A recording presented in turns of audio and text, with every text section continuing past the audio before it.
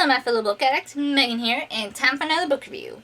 Today, I'm going to be talking about The Fiery Heart by Richelle Mead, and this is book 4 in the Bloodline series. I just gotta say, love this book.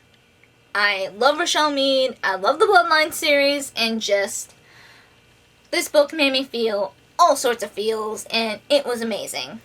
And yes, I'm not going to go into too much detail in the synopsis because this is the 4th book in a series, and I don't want to give you any spoilers. So, other than just saying it was really awesome and I loved it, and if you've gotten this far in the Bloodline series, you should keep reading because things are going to get more awesome from here.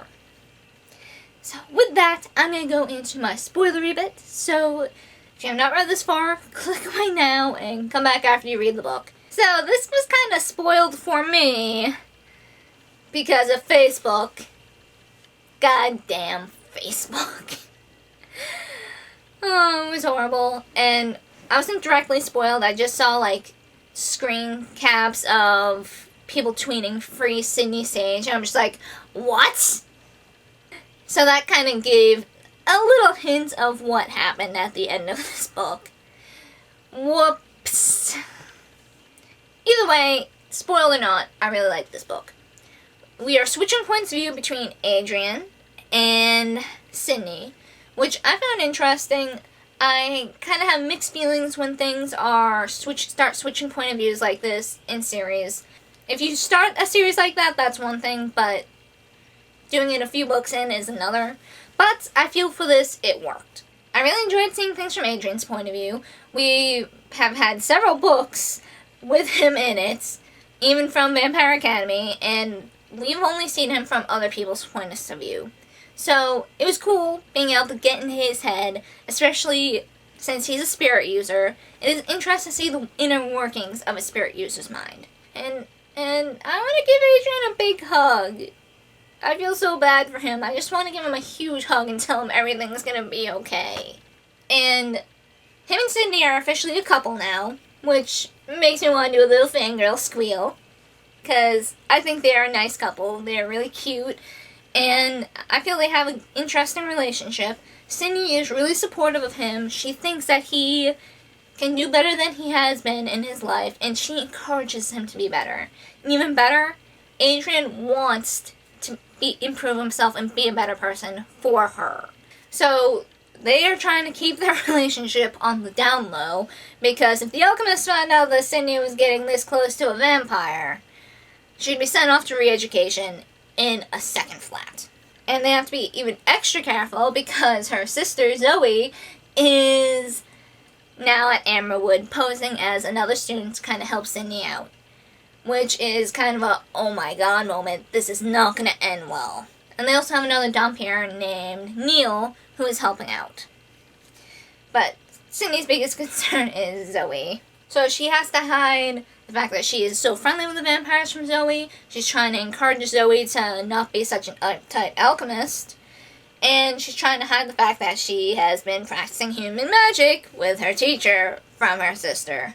So this is a huge mess for disaster in the making. It's not going to end well. You know it's not going to end well. There's all sorts of stuff going on with spirit users.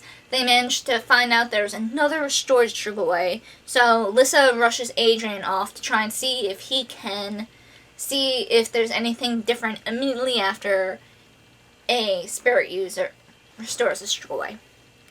And what I found really interesting is the restored Strigoi was a Dompier.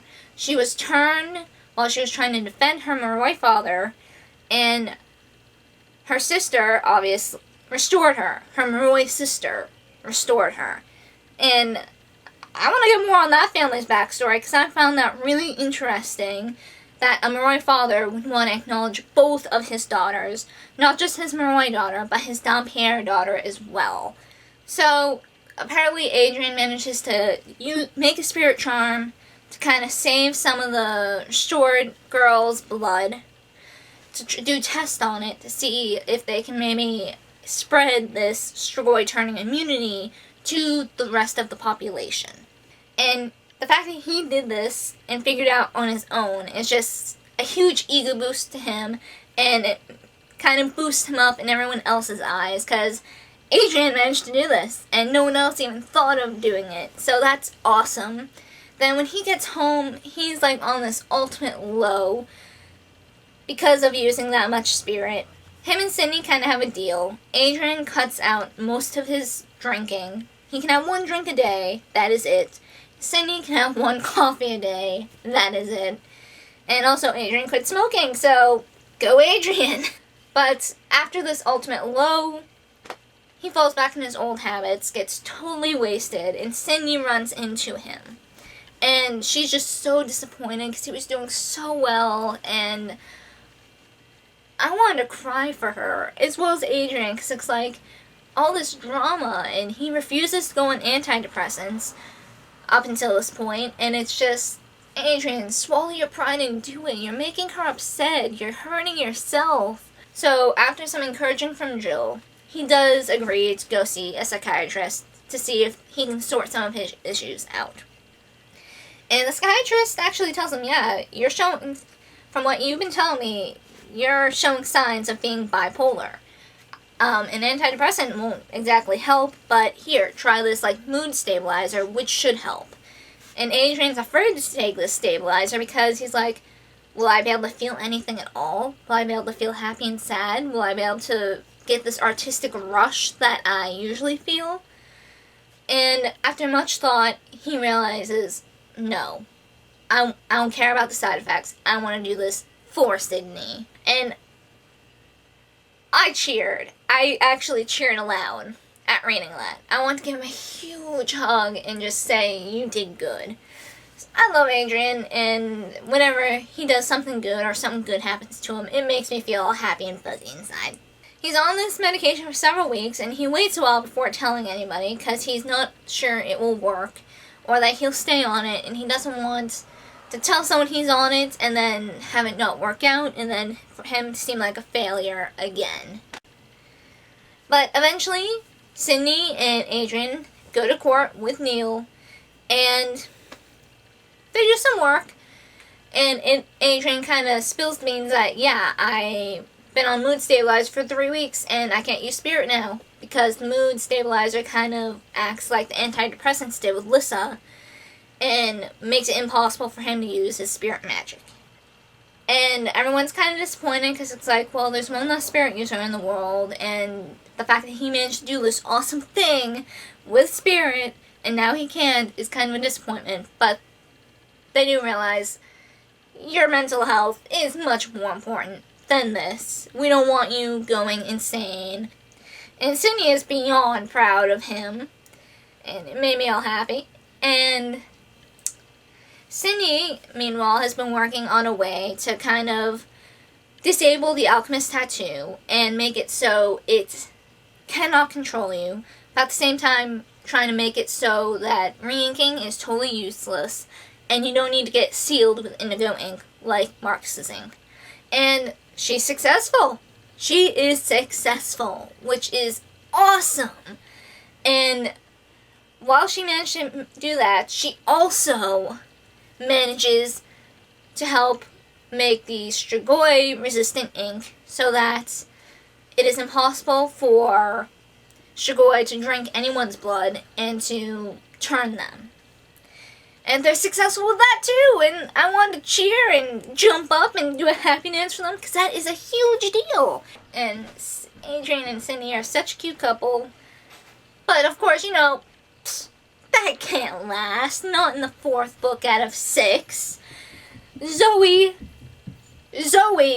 betrays Sydney. She finds out that her and Adrian are getting way too close and that they're in love, and just she sells Sydney out to the alchemists. Her own sister. And just, I want to scream. I want to strangle Zoe. And how Sydney sacrificed herself for Eddie. She managed to trick Eddie to go off, and while she goes to turn herself in, and oh my god. Stupid Zoe. And I like how Sydney was like all proud and like snarky when she's caught. And she's just like, I didn't do anything wrong.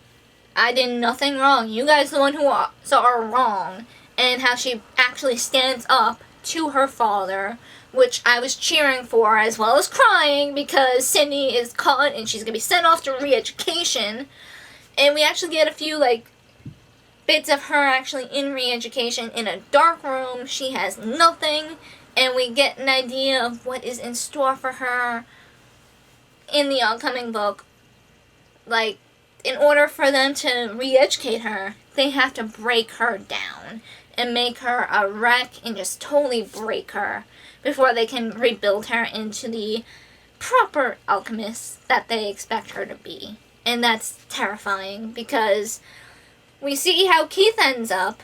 We actually see Keith after he is released from re-education, and he's like a mindless zombie drone, guys, and it's not pretty, and I'm terrified to see if that happens to Sydney, because, holy crap, if Adrian sees her like that, I don't think he'd be able to take it. And especially since he's slowly slipping. He's been going out and drinking, he's been smoking, he's stopped his mood stabilizers. He is a wreck. And I'm terrified, absolutely terrified, to see what becomes of him in the next book. But on the bright side, Silver Shadows is coming out later in the month, and I know I'm going to be going to get it the first day, because I need to see what the heck happens. The teasers are making me suffer all the feels. Oh my god, the teasers, and I need to see what happens, like, ASAP, because I'm freaking out. I want to read the samplers that are online right now, but I don't, because I want to read the whole book, but I want to see what happens, and I am just torn. With that in mind, I'm going to stop myself here. I'm loving this book, even though this one made me feel all the feels. So, yeah, I'll cut myself off here, and see you guys in the next video. Keep on reading, my fellow book addicts. Keep on reading.